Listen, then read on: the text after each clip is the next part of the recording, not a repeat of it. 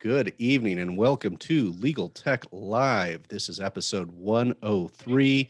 I'm here with some early members, some teammates of LexDAO. LexDAO, I'm going to read right from the site here, guys, and then you guys are going to tell me if it's outdated or what else is going on. But LexDAO is a group of legal engineering professionals who are seeking to provide a trusted layer between the decentralized world of blockchains and a legal settlement layer in the real world. We are trying to bridge this layer to provide a working framework for organizations to work in a trustless and trusted manner using Ethereum, blockchains, smart contracts, and decentralized organizations. Our guests tonight are James McCall, Adam Kirpelman, who you have seen several times on the show, and Ross Campbell. And they're all early members of LexDAO. Adam is the one who brought me into the loop on LexDAO. Ross does a heck of a lot of coding. James, you do quite a bit as well, and Adam, you're more of the business and marketing professional. But Ross, why don't you lead us in here? Who was there a group of founding members? Are you guys founding members? Is it a club? Is it an association? Is it kind of give us a breakdown here of what exactly, or maybe I should even step back and say, Ross, what is a DAO? Let's start there for those who may not know. Yeah, there's a lot to unpack there. And yeah. I'm also figuring out my audio issues. Maybe I'll turn that over to James while I sort that out. Okay. Audio sounds good on our end. James? A DAO, the acronym stands for Decentralized Autonomous Organization. It kind of means different things to different people. Like, I'm sure people can talk about it for hours about what is not a DAO. So, I don't think many organizations have reached the ideal. Organizations still take people at the heart of them to make them run. So people can kind of argue over whether or not the idea or ideal of a DAO has reached its fruition. But long story short, a DAO kind of at the center of it has a code or a smart contract in our instance on a blockchain that kind of handles certain functions. It can handle who's a member of the DAO, it can mint a token or hold that for the members, and it can also handle the programmable assets of the group. It can also handle the voting and administration. So you can vote for where the money goes, or you can vote for who the members are, or you can kick them out that way. So it's kind of an organization that does both things you're used to for organizations doing, but all kind of one place, one contract on a blockchain. And so is it analogous to a bar association? Yeah, I mean, a bar association is definitely, it's a group of individuals, and generally what they're governed by is going to be, a code or a mission statement or an entity, that's filed with the Secretary of State or the group or whatever it is, at the state. A DAO can be a little bit less, less bones on it. It can be a little bit more amorphous. It can have, members that are pseudo-anonymous or anonymous or members from all over the world. And they kind of all come together to try to accomplish, a goal. It can be a short-term goal or perhaps even a long-term one. So, in all honesty, we're all kind of trying to figure out exactly what works in the DAO space. There's a lot of innovation and iteration just from the standpoint that, a lot of things you try work or don't work, and just you kind of have to, roll with the punches as the space gets built out in front of you. Yeah, and if I can take the baton, there was another question on, who founded LexDAO, or, are there founders of a DAO? Largely, I kind of see it as similar to any other internet forum or chat room. We don't really think of founders there, more people that kind of curate an energy and kind of, build something on a hill that attracts people. So I think there are, myself, James, and Adam were maybe the early people that were promoting this idea of LexDAO and, deploying smart contracts, deploying the DAO originally on Aragon. But I think it was pretty organic in that, we all wanted to achieve similar ends, a sort of similar enlightenment for lawyers about smart contracts and DAOs more, generally. And so it kind of came together through, we were talking on Twitter already. We had a sort of rapport, and then DAOs provide a sort of easy way to make things more official. that sort of natural cooperation between like-minded people on the internet. So yeah, maybe it's kind of that chat room ethos, and DAOs are kind of providing this interesting arc where chat rooms grow up and become something more significant. So yeah. Yeah. Adam, anything to add on that, Adam? Yeah, I think, like James says, DAO means a lot of different things to a lot of different people, because it's kind of this weird, like there's the organization part. So you have these groups of people, which, so it makes it like a club, or in our case, sort of a cooperative, but it's more heavily software facilitated than most. And so it's sort of, imagine you have your club, and then you have, the software you use to handle your membership and your dues and kind of all that sort of stuff. DAOs really start, or sort of, we use terminology like summon. When someone summons a DAO, what they're doing is actually writing the contract to the blockchain saying these are the group of people that have, access to, in the different ways, this sort of administration software. And then the real thing that brings it together is ultimately at the center of it is a bank account.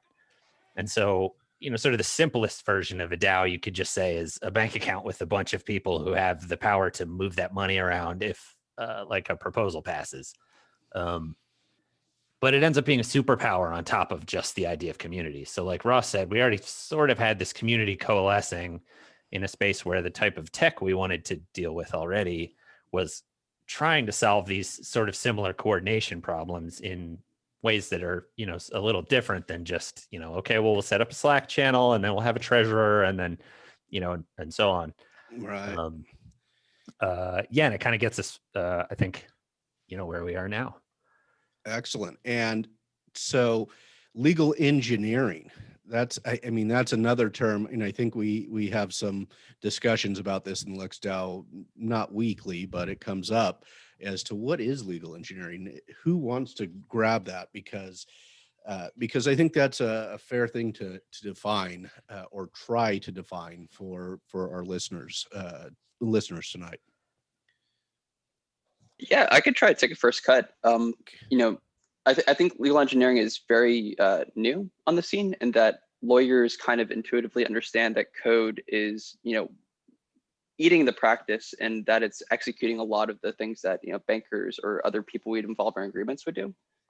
So there's a sense that, code will play some sort of part in how people form and execute agreements. Like that's kind of writ large for people that are paying attention.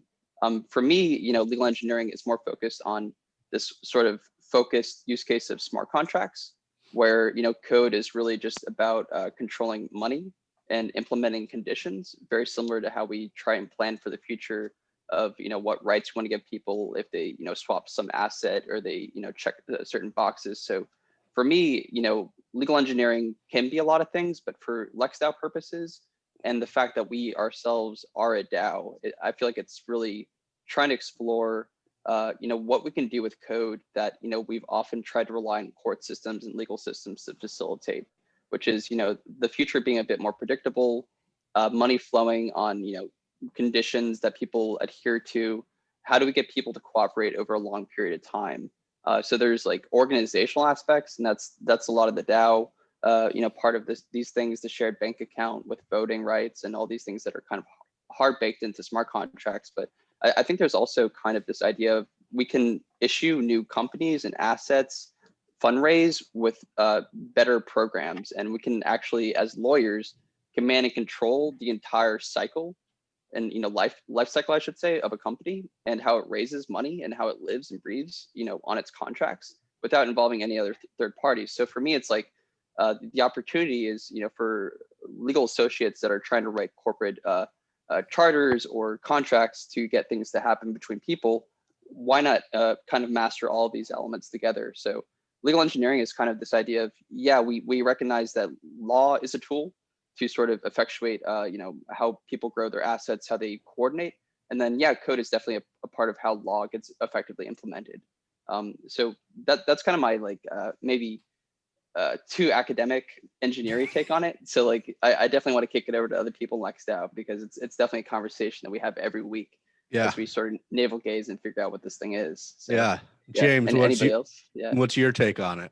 Yeah, I mean, I think it is somewhat, amorphous. I mean, it's somewhere in between coders and law, right? And, like I'm sure that lawyers have their own, tech people to run their own programs. Some have obviously designed their own software, their document managed software. They offer their own products. So in my mind, legal engineering is a little bit just that gap in between. But what I think makes it engineering, so interesting, legal engineering in the blockchain space is that you can do a lot of things in blockchain, or that you can't really do in the what I call the real world, right? Like so you can you can have an agreement between two people and have the contract kind of hold be the intermediary in between, where they both agree that that contract's going to hold the money, and they can release it at a certain time or whatever, and you don't necessarily need to have that third person. So to me, some of the legal engineering things are being able to design a mechanism or a smart contract to kind of match the terms between two people that want to have that certainty of execution via code, not necessarily via, perhaps a third-party legal system, or at least not at first blush, right? Like obviously, if the, when problems happen, anything that can go wrong will go wrong, right? Like Murphy's law. So like inevitably things will get bounced out to court systems, and and I think I guess some people would argue otherwise, but obviously there's always a real legal settlement layer. The government or local authorities or whoever, like we all answer, at least everyone in the world pretty much answers to somebody, right? So like, if there are issues, they're gonna have to get resolved either through, arbitration or through, the legal court system, which is, it's gonna look at things like that. But hopefully by having certainty between, two parties, that maybe they can, take some of the burden off the court system. Maybe they can just agree to solve their problems on their own without having to,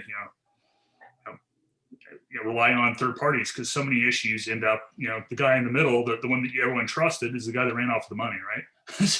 Right. So much of life and so much of our legal system is actually about making sure that person in the middle is such an upstanding individual, like Bernie Madoff or somebody that's so esteemed with so much credentials that he would never run off of the money, but inevitably, they That's do, right. right? So, or somebody does. So either way, long story short, that's to be like, legal engineering to be kind of like bridging that gap in between, and hopefully putting more kind of power, more self-help into people's hands, where these tools kind of become accessible to people that just want to do business deals without, necessarily having to, lawyer up every step of the way. So. And Adam, you want to add anything? I know you're never short on thoughts. Oh, of course not. No, I mean, at this point, you've everyone in this room, and Nick included, has heard this part of the pitch 100 times. But like one of my, I was a programmer from way back, and then spent 10 years kind of in the business world doing that stuff before I went to law school. And I remember sitting in law school classes going, wow, like I thought there was something magical here, and it's way more mechanical and way more systematic than I thought. And it's really what started to that's what really, it's the thing I think of all the time when I realized like lawyer brains and engineer brains, software engineer brains, very similar, right? They're moving pieces around to try to write code to make the future predictable. In the like Ross said, in the case of programs, it's super rigid. If you fail at the predictable, if you fail at the right version of predictable, the CPU literally won't run the code. It just throws an error. Mhm. In the human sense, like you're trying to use magic spells in a contract to make the business arrangement that you're working on like predictable so that everybody can continue to do business. But it's really like similar thinking. And so, like I've been on the show talking about before, that got me to, doing startup things around where can we build things, where can software eat what lawyers are doing? Right. But there's also a human side of that question, which is there are skills that lawyers or programmers can learn to sort of fill that. I've said it a bunch of times, but this time I have a visual aid. Look Right at now, that. the overlap between lawyers and engineers is weak. There's that tiny little, like their brains work the same, but there's this barely any overlap of actual lawyers and actual programmers realizing they think the same way and working together, which is extra crazy in an increasingly digital world where like, think about how many deals you're doing that end up having this digital back-end component, even if it's just that the money has to be wired through a digital system. Like, do you know why you should trust that system? Do you have someone at your law firm that can vet the code? Like, you probably don't, right? So really, I think one of the things we dream about in the emergent space of legal engineering is kind of a thing where you know, it's not limited to a lawyer who goes to learn to code. It could be a programmer who was really good at understanding how the law works. And, you know, for that person to have a position at a law firm, you know, sort of in the, like James was saying, the bridge in between to make sure that all these things are understood. And I think increasingly, like, lawyers are going to see that their clients are saying, well, they're going to be recommending to people that they get their code audited, right? Because if you want to know that this transaction is safe, you're going to need to get your code, like smart contracts aside, you should probably have that code looked at for vulnerabilities also. And so I think there's a skill set in knowing how to do that the right way. And increasingly, it's going to be something that somebody could do as a profession, just at a law firm, you know? And yeah, and that's interesting that you bring it up. We've got Joe Ott here and Jasmine Gavigan watching live on Zoom. We got some folks over watching live on Facebook. So if you have questions about LexDAO or legal engineering, please get them in. Joe is a very techie lawyer from the Facebook group, so I imagine Joe will have some comments on this. And that, you know, this, what you said, Adam, and kind of actually what all of you have said, I know that there's computational aspects to smart contracts and blockchain, et cetera. I mean, maybe this is for Ross. This is very much a rules as code kind of viewpoint, isn't it? Oh yeah, I would say it's almost misanthropic. Let me switch mics. So yeah, Okay. the sort of approach of legal engineering here, and maybe my focus on smart contracts particularly, is a sense of, I really want to narrow the opportunity for people to screw up my deals. So I really want to push human subjectivity to the far edges of my agreements. You know, at most it should be a safety valve if things go terribly wrong. But otherwise, like, my sense is, if people can agree to something and it's publicly observable, their performance on, you know, stated conditions, they're sending money on a blockchain, or they're doing something off chain that can be reported on by an oracle like Chainlink, or, you know, any other sort of system. That's much more preferable. If I can actually, you know, see how that process develops, understand it as a lawyer, I need to implement that because I can reduce externalities, and really these externalities are people. So yeah, like I said, there's a misanthropic tinge to it, but I think it's also rational and market driven, in that, you know, waste not, want not. Right? It feels like Ross is telling me the more people involved in there, the more likely, the better the chance that there's going to be user error in whatever agreement it is. That's how I'm hearing it. And that's what you're trying to get.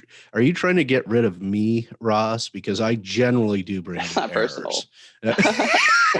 Yeah, no, I make errors all the time. You know, the fat finger mistakes. I've you know, sent funds to burn addresses accidentally. I acknowledge my humanity, and part of that is, if I can see a thinking machine like a computer or a smart contract that can understand an agreement intuitively, like I just got to go that direction. You know, it seems like that's more the duty of a lawyer if they want to sort of actually compete in this new world. Right. And also, kind of on the earlier note, I think a lot of programmers I've seen in the space that do smart contract programming are very legally proficient, in that they know how to think very carefully about accounts, you know, people, roles in a deal, and what sort of permissions and powers they have over the property. So yeah, I think there definitely is proof in the pudding, this idea that there's convergence of the minds, that lawyers can benefit from thinking about code because it can implement our deals and be more efficient, and then programmers can close the need to sort of have to talk to a lawyer. They can at least be a bit more proactive and draft their own sort of articles, and, you know, maybe use our templates from LexDAO, you know, shill. Yeah, no, I agree. Anyways, Go for yeah. it. I mean, I Always am plug. a member. I am a member of the of LexDAO. So, and maybe I should have disclosed that earlier, but this is definitely.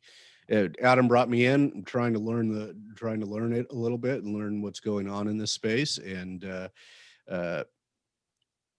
it looks like I got a question from it looks like Joe just joined LexDAO. I didn't know that, Joe. I didn't see you coming.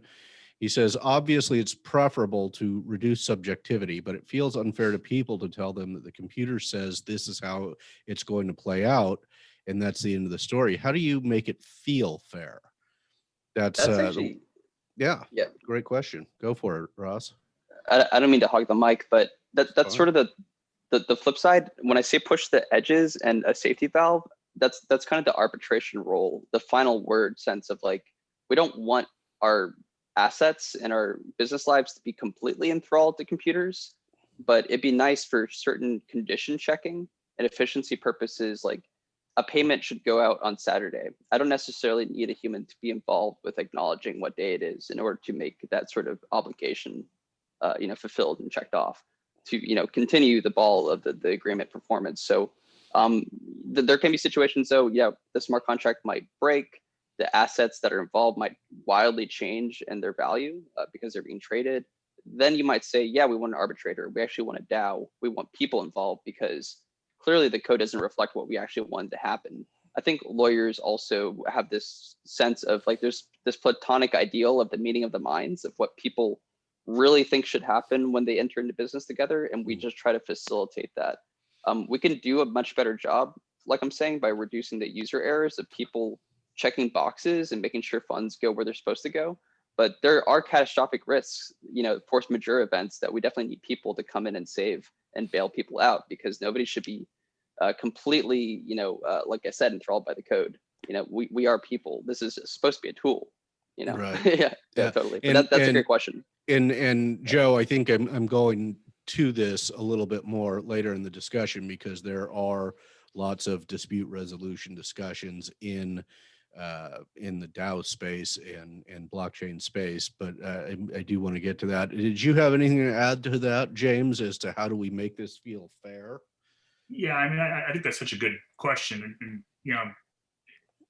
here's kind of how my mind's like rolling with it, is that you're entering a world where you have more and more assets that are, first of all, just more digital assets, and there's just more rights and inchoate actions and IP and all these kinds of things that are just, quite frankly, better tracked on like a blockchain, or at least they're digital native, right? But you also kind of get to the point where you can digitize real world assets and get your Oracle, or you can just all agree that that's what it is. And kind of what I'm I deal in farms and stuff, right? So my world kind of starts to revolve around there. Like, I've been in some LLCs, and you get in there and you have 3 or 5 or 10 members, and you get to the point where somebody dies or somebody wants to get down the road, and then there's a game afoot, right? Like you have to get an appraiser, you have to figure out what stuff's worth. You got to figure, everyone goes digs out their LLC agreement, tries to figure out like how to value it, and you have buyout clauses and everything. And one of the like just eureka moments for me in this whole space with DAOs or blockchain or whatever is just the ability to like have all your assets that are represented by tokens in a DAO, or at least the ones you can, right? Mm-hmm. And you have the ability to rage quit, which basically you hit the button and you take your assets and pay off your liabilities or whatever, and you get down the road, and it's almost like it's a prenup, right, for a breakup or a dissolution or a change in ownership, whatever. And it makes it reduces trust that you have to have between members of an association, right? Because I don't have to necessarily trust everybody. If I don't like what they're doing or the direction they're going, I can hit that button and say, well, here's my share of the loot, here's my piece of the pie, and get down the road. And I think that's just such a powerful like remedy. And obviously you're still going to have issues where I don't think I'm treated fairly or other people treated fairly, and you need to reach out to humans to try to arbitrate the dispute or whatever it is. And there's always going to be disputes, right? Like there's people, they're going to have difference of opinion, and they're going to misremember or have different remembrances of things, and that's just life. So, but either way, I just want to get that in, I guess. Yeah, no, I think that's good. Kirp, how about you? Are you making how do you make it feel fair? Do you agree with what's been said? A lot of a lot of my answer will reflect the I'll save for the dispute resolution part of the conversation, because that's where my head is pretty often. Yeah. But yeah, I think a lot of it's just sort of tutorializing and kind of explaining what is happening with the computer, right? Because some of it feels very stark because we talk about it in sort of that binary like yes no language of computers. But to sort of pivot off of what James was saying, like I think the power of using the computers is ultimately it's funny as lawyers, because we understand the enforcement mechanisms, and so we understand the system, and so it's easy to feel like, well, we have this contract, so it's ironclad. Well, it's not actually, because really that's just agreement between the humans, and they could still just not do what's in the contract and say, well, I dare you to sue me.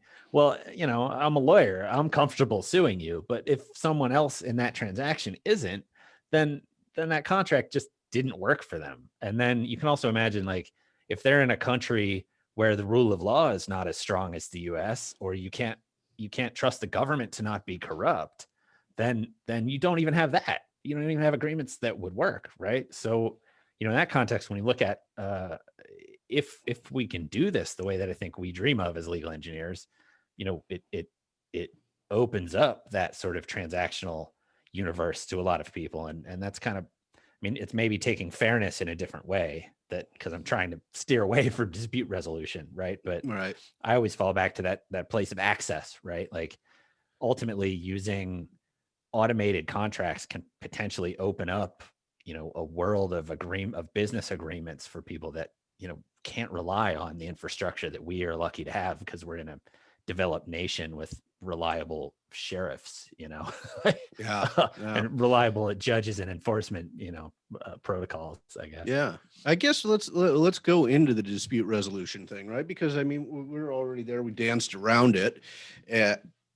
There is, I've seen it multiple times, multiple projects in the blockchain space. Certainly, even outside the blockchain space, a lot of online dispute resolution. A lot of folks are trying to solve this problem. Almost across the board, they're trying to solve it so people don't have to go to court and don't have to litigate and spend the endless sums of money that it takes to litigate a case. I come from a legal background as well. I've never been a practicing lawyer, but I certainly grew up with it. And I know just from my background that honestly, if there's not six figures involved, it's almost not worth bringing a case, because you're going to spend 5 to 6 figures trying to recoup that money. So it seems to me that there is value in finding a dispute resolution.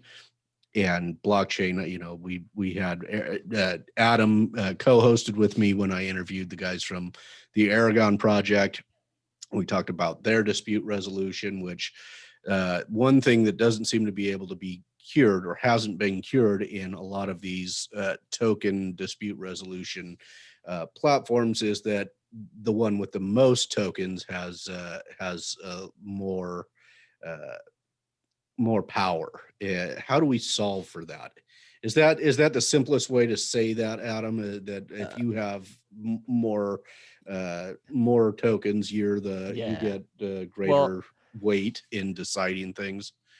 Yeah, well, and so I think maybe a better way to sort of frame that aspect of it, like the reason I ended up in LexDAO was after talking to Ross about dispute resolution.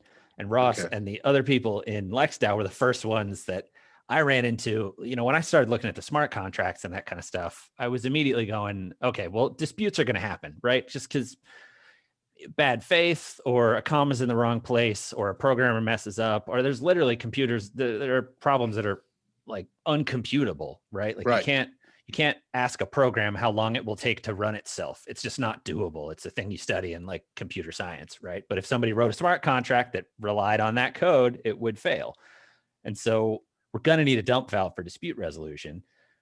LexDAO was the first org that I started, the first group of people that I started talking to that went, oh yeah, for sure we're going to need that. And for sure it's going to have to look closer to what we have in the real legal system, and not necessarily like this new tokenized thing that we're going to invent that'll be better than the judicial system, right? I think people that have to deal with the legal system, it's easy for them to lose sight of the fact that like we've taken centuries to refine what is actually a pretty fair system compared to all those that came before it. Pretty fair, but slow and expensive. Yeah. And so what you're referring to with the token problem is a lot of the solutions that sort of start on the engineering side, and they go, oh, we could do this, and this is how the voting will work, and that'll do this and then that. And they all run into a lot of sort of similar problems, which, you know, if you track through like the history of of the judicial branch in the United States, you can see the times where people were like, well, should we do jury systems like this? And people have votes based on the acreage they hold. And they went, well, that's not fair. It has to be one person, one vote on a 12-person jury. Okay, well, so like, and so there are a bunch of sort of emergent, interesting dispute resolution tools, like the one we discussed with Aragon.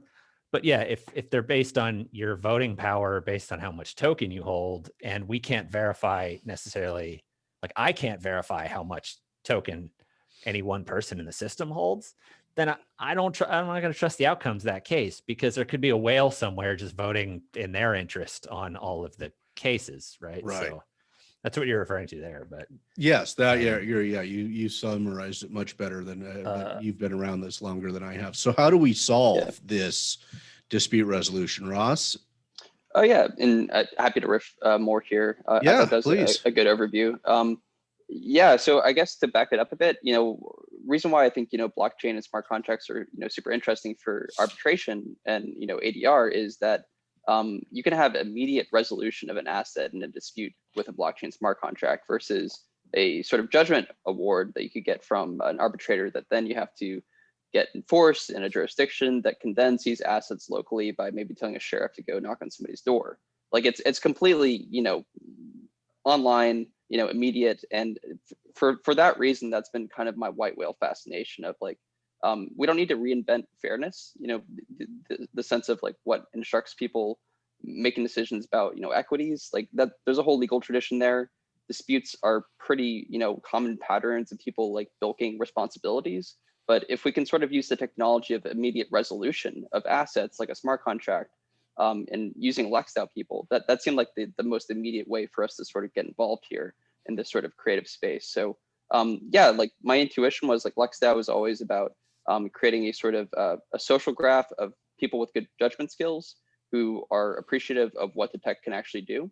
And then sort of saying this can be another source of subjectivity on chain. And we designed it as cooperative, kind of related to that fact in my mind, because one-to-one voting makes a lot of sense for sort of a ever-growing panel that can sort of resolve states of smart contracts and kind of be an option.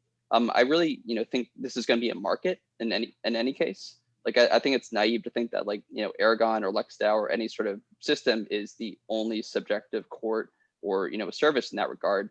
That there should be open competition. But I think one thing that I'm trying to do with LexDAO and sort of how we organize things is, first create utilities for people to use our smart contracts to put assets into our system, sort of escrow patterns that facilitate doing deals. That's a huge advantage that I think, Aragon does have, in that they have a system where people are already locking assets up into smart contracts. It's then trivial to say, let's add a ADR flag on top of this system. So LexDAO can approximate that. We can create these utilities. People can kind of, have their assets in our system and then always use this as a service. But what I'd like to see in the future, though, is, master rails to do agreements, to form DAOs, to do escrows, and then Aragon, Claros, LexDAO, whoever you want should be able to sort of act as an arbitrator if you have an issue with your money. I think that's got to be the future, is sort of a market. But to get there, I think we just need to throw a lot of sort of spaghetti at the wall and, make sure the smart contracts don't break. Figure out efficient ways for people to vote in panels to sort of have that. You don't have whales, like that obviously is an issue. You don't want a whale deciding your disputes. You want some sort of fair hearing. So I think we're all trying to get to fairness, but really, in my mind, we should just have lawyers who already have the collateral of their reputations, their licenses, and then they just sit in a beanbag chair of a DAO, and then they can vote and then actually make things happen. But yeah, there's I think going to be a lot of approaches here. But yeah, that's kind of my spiel. Yeah, James, how about you on the dispute resolution? Yeah, I mean, I echo all the comments, but I do think you're right that there's a certain world where litigation of over a controversy of $1 million is different than one with 50 or 80,000. You can't, at least in my experience, you can't afford to litigate them. You end up spending more on legal fees, even if you're right. If everyone knows you're going to win, you still end up spending more. So it's almost like, I guess the word I've learned in technology, right? It's easy. The system gets griefed, right?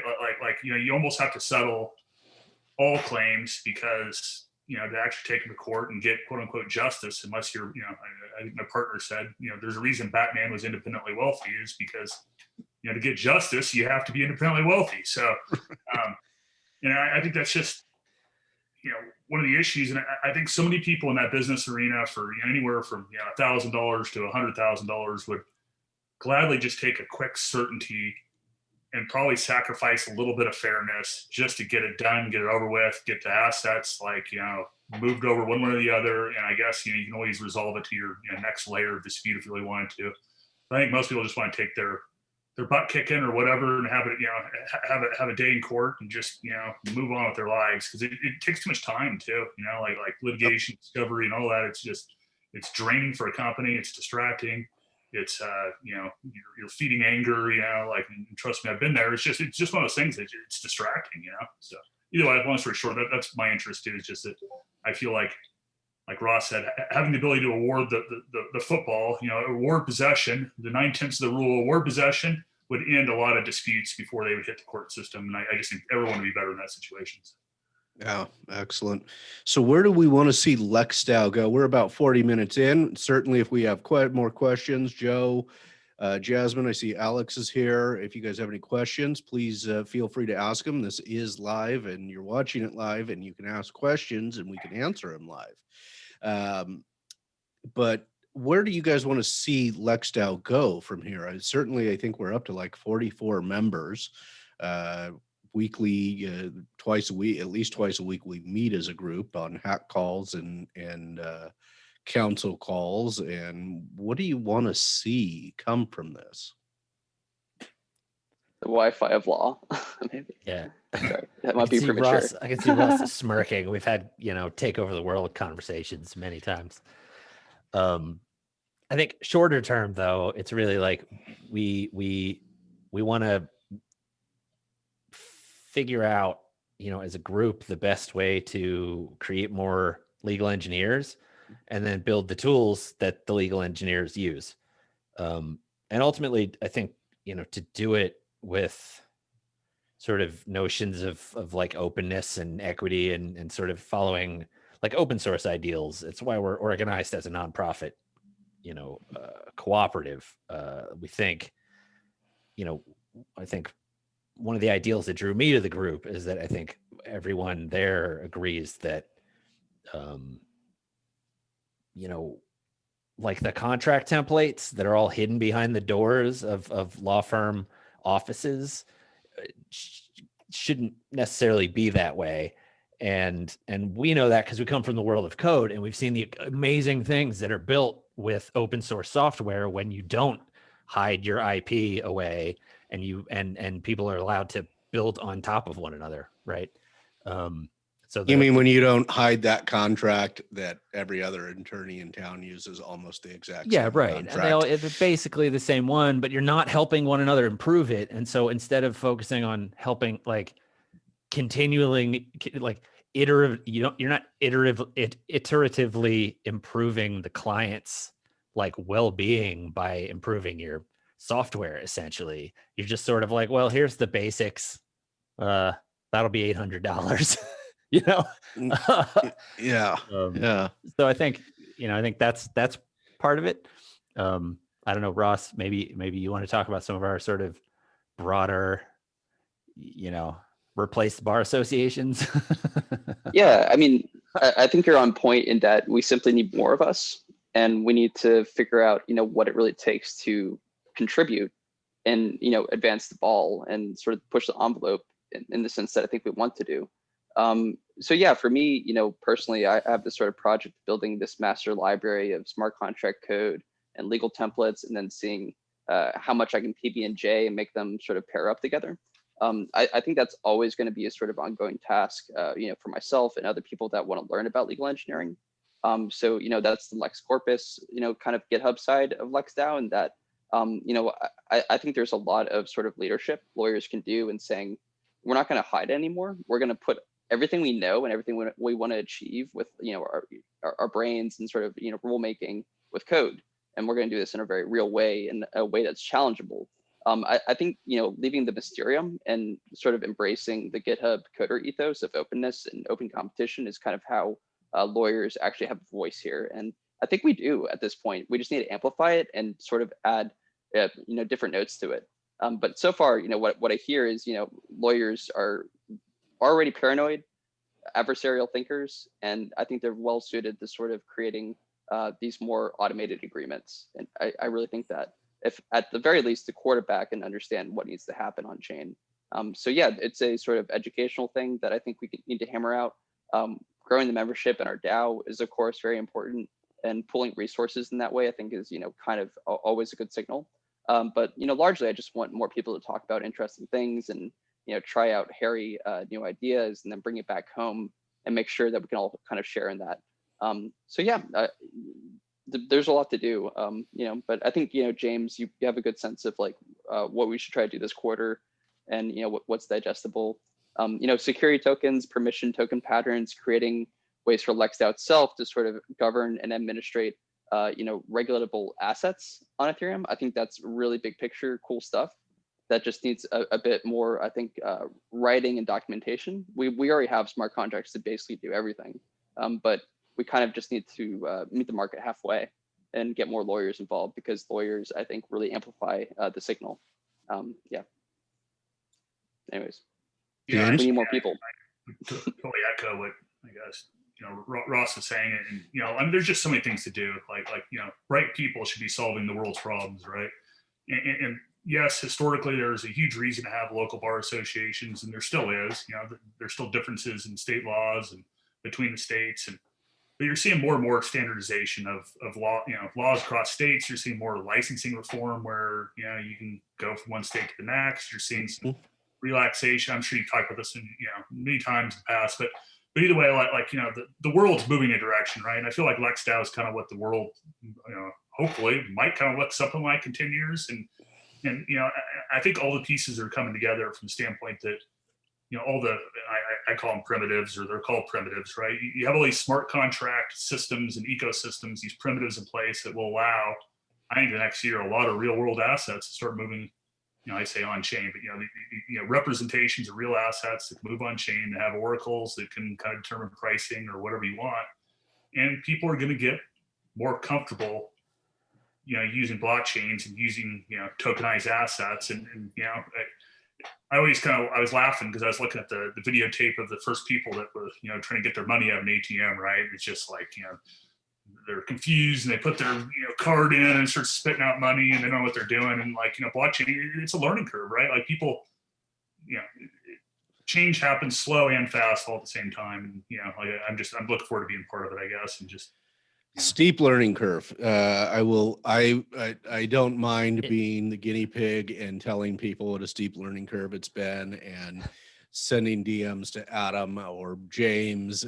Ross, I leave alone mostly, but it's a very steep learning curve. I've told other folks, Amy, who I've brought into the group, who's kind of gotten right behind me and learning this stuff, and I've told her, a lot of it feels like 1L to me. It's that first year of law school where I'm learning a new language in a whole new ecosystem. Well, I was going to say, and James sort of brought it up, hopefully, one of the other things that we want to do with LexDAO is make it an inviting place to come and learn about this stuff. Because I think we really do believe, we don't know exactly what it looks like, and we don't know exactly how far off it is, but we really see the power of this, decentralized web, smart contracts, Web3, like whatever you want to call it, this sort of emerging situation that is cryptocurrency plus blockchains plus the code running on the blockchains. It can do some really, really, really interesting stuff just in the legal space. And I know, Nick, you and I have talked about this on here some in the past. But it feels self-serving to say like lawyers are good people to go convince of this, but like it always makes me think of I studied entertainment law in school, and you take a production class. one of the secrets they'll end up telling you is if you ever want to get a project tanked, you either go to you don't have to go try to convince the head of the studio that the project's a bad idea, the story sucks. You need to go to the legal department or the marketing department. Because if the legal department says that'll get us in trouble, or the marketing department says I can't sell that, the studio head's not going to ask a second question. They're just going to tank the project, right? Similarly, like, I think getting the lawyers and the business affairs departments of the world to understand how this stuff works and the promise of it is critical for it eventually rolling out and working in the places it really needs to work to have the impact that I think we all believe that it can. And so, hopefully we, have created at LexDAO and continue to maintain an inviting place to come in and ask the stupid questions, because, we all have to have that sort of what is the ATM moment around this kind of stuff. It's what happens with paradigm shifting technology. Yeah, I laugh at it because I think back, I think James had shared a tweet with like these projects that we're doing, potentially gonna do airdrops. And I was like, I don't know, I can't learn any new projects. And then like 20 minutes later, I'm like, well, a potential airdrop. Okay, I'm gonna go and see what these projects are about, right? Like I told Adam that too. It's like there are some really cool aspects of this that get you to go, oh, I do want to learn more about this. Is some little chasing the dragon moments is what I've experienced. And then going, okay, well, now I'm chasing the dragon, and now I really want to learn more about what is all this about? How is all this work? So I want to ask this because James works with agriculture, and I'm in a heavy agriculture area in California. How do you see, I mean, I think this is, we just for fun, how do you see this working? How do you see this working with agriculture? Are there opportunities for legal engineers to work with their agricultural clients? Is there any access there? I mean, I think yes. I mean, short answer. I mean, I think you're seeing it now. You're seeing some interesting proposals from right now with, I don't know if you talk about MakerDAO, and MakerDAO's, basically takes in collateral and spits out a synthetic dollar. So long story short, but either way, they're talking about onboarding basically tokens that are securitized by farmland by people's companies. So you're already seeing the ability of moving real world assets, farms in Iowa or whatever, representations of those on the chain, and then using those as collateral to issue synthetic tokens back that they can basically use as a revolver. In my world, I mean, obviously DAOs or having we've been bantering about whether you can call it a legal wrapper or a legal shell or a legal entity or whatever, but having small groups of people that can coordinate and have a legal entity that kind of all gets somewhat represented or deferred to an agreement on chain, a smart contract to kind of handle kind of the stuff you use maybe QuickBooks for, or maybe you use your GoDaddy, and kind of all those things get kind of wrapped up all in one contract. So I think that will help farms. What I'm really excited about too is having smart leases, where basically farmers can lease a farm, and basically that a lot of farm payments, a lot of leases are made semi-annual or annual payments, and make them twice a year in the farming season.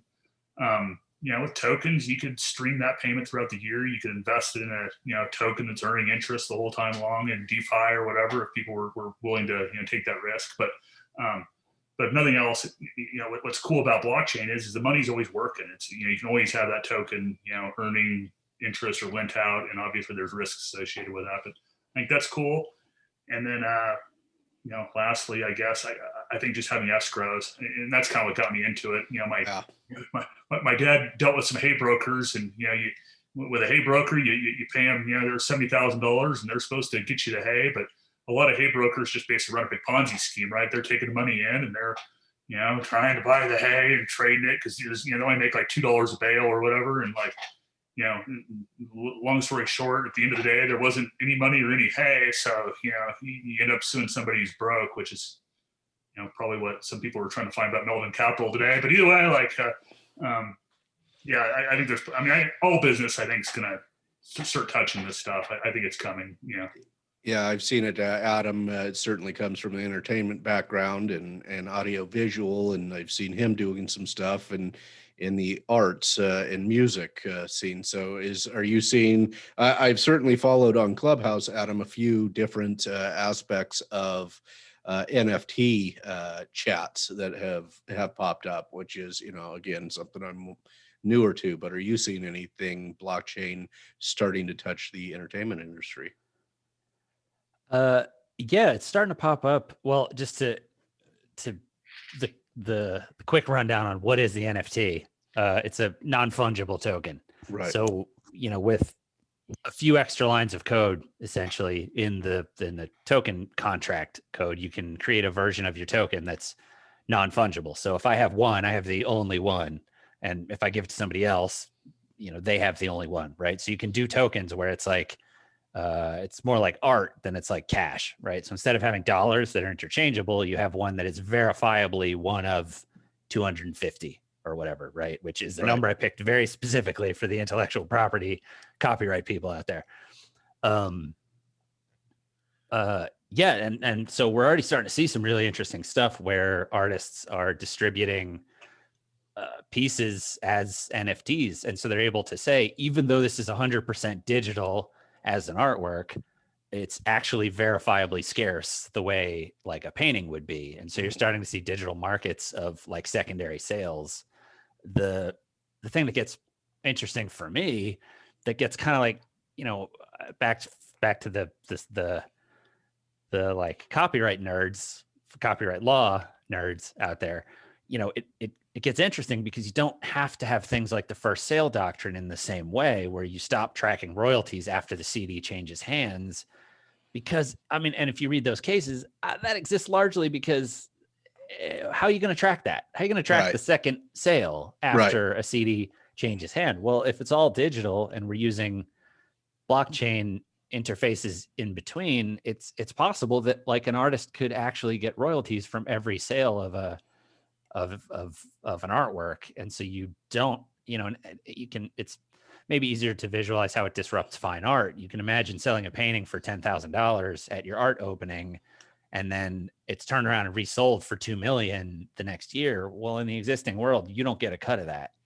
You're just sitting there going, oh man, that who knew that would appreciate like that? Well, if we could piggyback an NFT on top of that and have a digitally trackable, non-fungible thing, you could just automatically get your 10% of that sale, right? And then we can start to chip away at that sort of starving artist problem that is forever.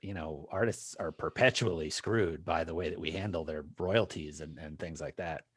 I think that art space is where it's showing up the most. Yeah. I'm trying to push it into music more so, because my wife's a musician, so I understand that world, and I would like us to make more money off of the tracks she sells, for one.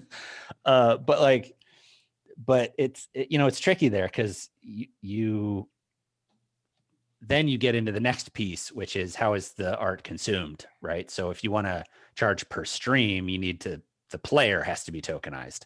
So, there's some cool projects like Audius is one that is working with a tokenized version of an audio player and that kind of thing. The other thing I was working on is NFTs for like ticket sales. So that's maybe what you're referring to that I kind of pulled you in to look at was. Yeah, that was cool. But I mean, just generally, I'm kind of giving people an idea as to how some of these things are playing out in different industries is kind of my overall goal here, because we do have kind of a broad startup / lawyer following who's just, I'm trying to give them a little I'll give you little touch of different use cases. Not to hog the mic, but this is coming off of what James is saying about escrows. This is one of my favorite examples that really tends to resonate, especially with the sort of legal tech crowd. Anyone that's dealt with a security deposit for an apartment knows what a mess it is to get that security deposit back. And like 1 in 4 are illegally withheld. And then you have to go to the mat to try to get it back and say, well, I cleaned everything up. With a smart contract, you could really easily have a version of a security deposit where it's automatically returned at your state's deadline. unless the landlord proactively triggers, a dispute proceeding to say, no, I should get to keep a certain amount of that, right?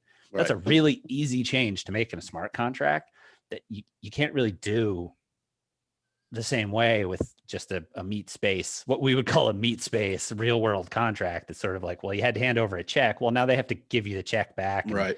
You got to say it's been 14 days and that's the limit, and all that kind of mess, right? I mean, that's my favorite example, at least for the legal set, of sort of the power of this kind of thing, because that would put so much power back in the hands of, again, a generally abused class of citizen. Just that tiny little change of, Yeah. get it back automatically. Yeah. Right? Like, minus get your the royalties whatever I automatically. had to use for maintenance, repairs, whatever. Yeah. Right. Ross, what about you? What do you see? I don't know, other than your big law background, I don't know your Yeah, I'm a bit more corporate, I would say. more corporate. But maybe you've seen some other use cases. Yeah. Other I could talk outside about the that. legal space. I mean, I'm definitely plugged pretty closely into the legal use cases, but with my work with the LAO and open law, we see DAOs as good sort of investment clubs, ways to sort of have people more trustlessly create a pot of capital and then vote on how that capital should be invested in exchange for tokens or safe type agreements.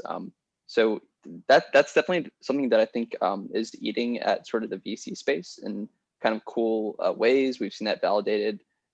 Very simple use of swapping tokens, basic smart contracts. Other than sort of that stuff that's more my wheelhouse.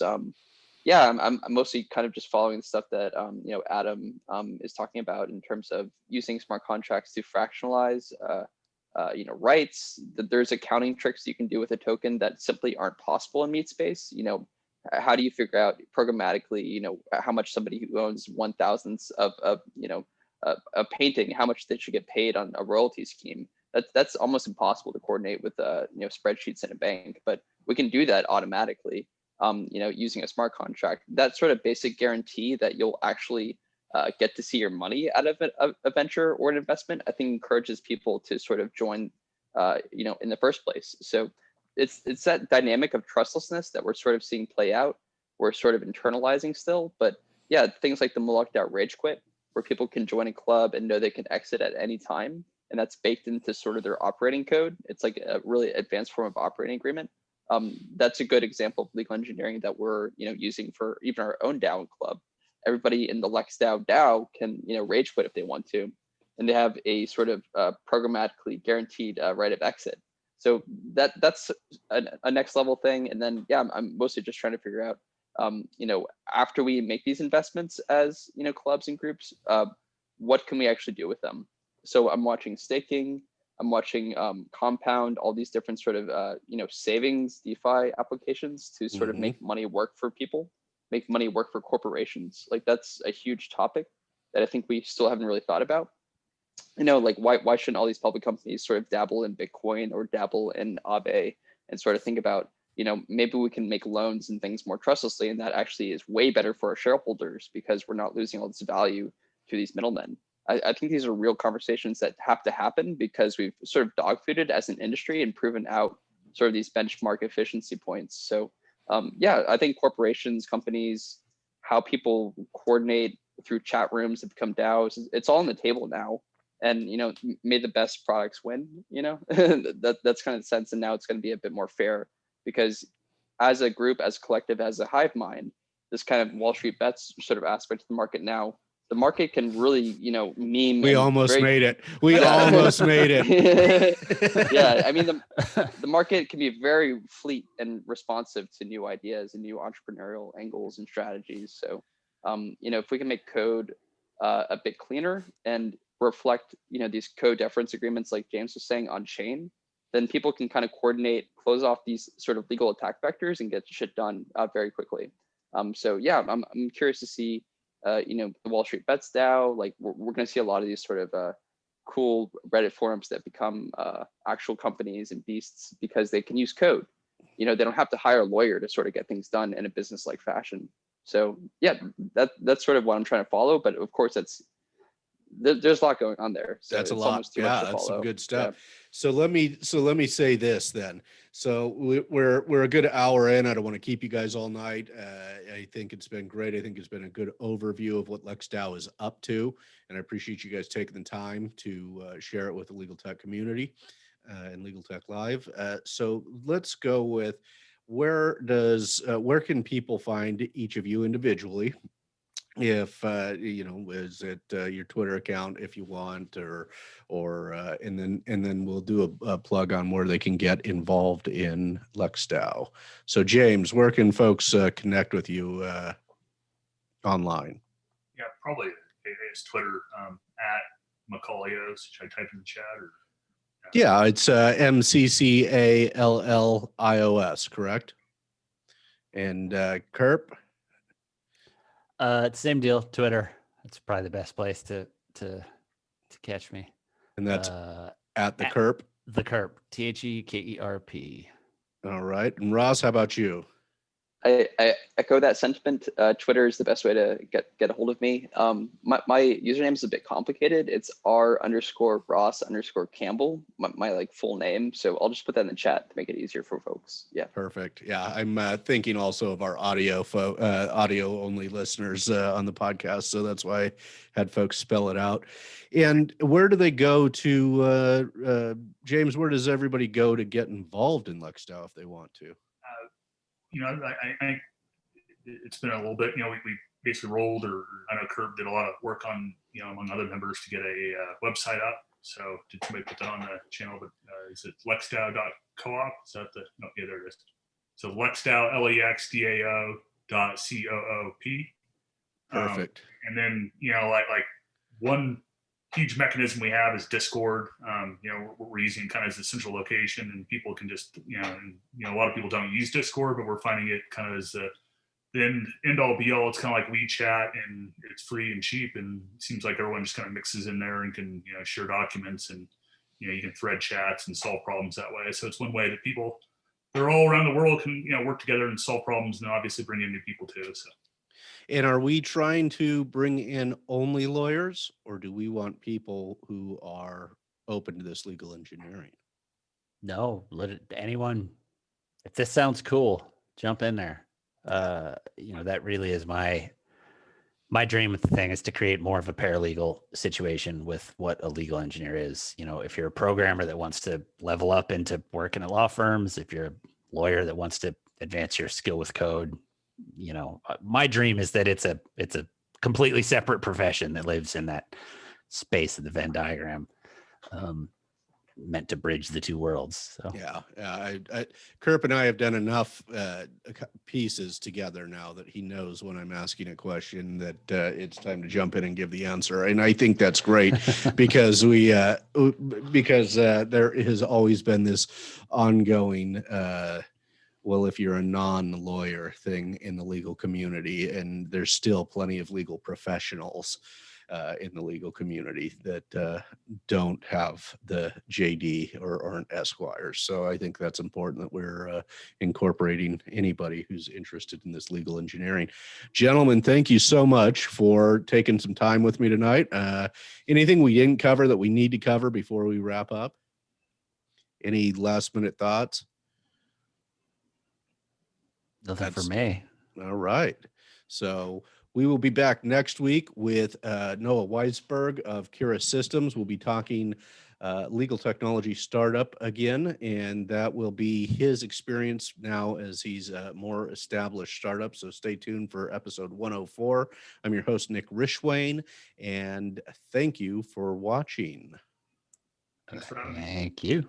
Thanks, Nick.